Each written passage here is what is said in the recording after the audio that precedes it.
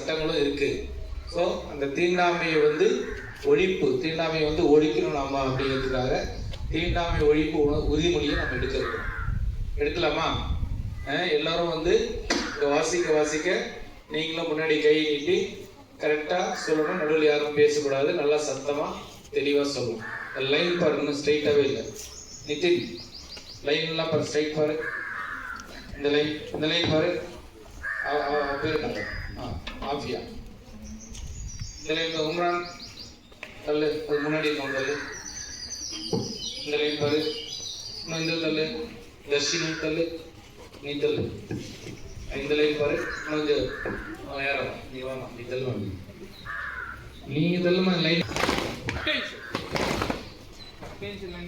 கையை முன்னாடி ஸ்டார்ட் பண்ணும்போது இப்போ இல்லை, சொல்லும்போது கையை முன்னாடி வச்சுக்கிட்டு அவங்க என்ன சொல்றாங்களோ அப்படியே சொல்லணும். சரியா?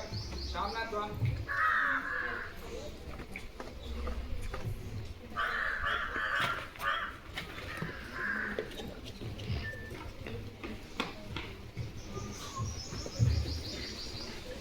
ஸ்டாண்டர்ட்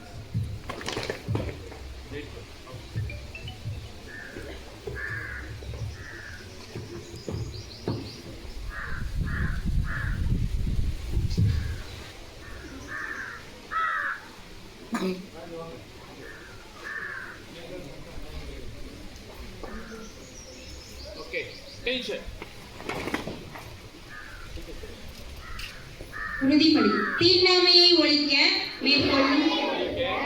மேற்கொள்ளும் உறுதிமொழி.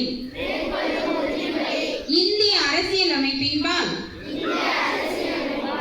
இடைவிடாத உளமார்ந்த பற்றுள்ள இந்திய குடிமகன் ஆகிய நான் நமது அரசியல் அமைப்பின்படி தீண்டாமை ஒழிக்கப்பட்டு விட்டது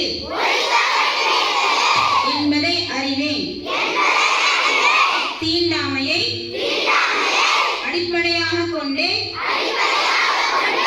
எவர் மீதும் தெரிந்தோ தெரியாமலோ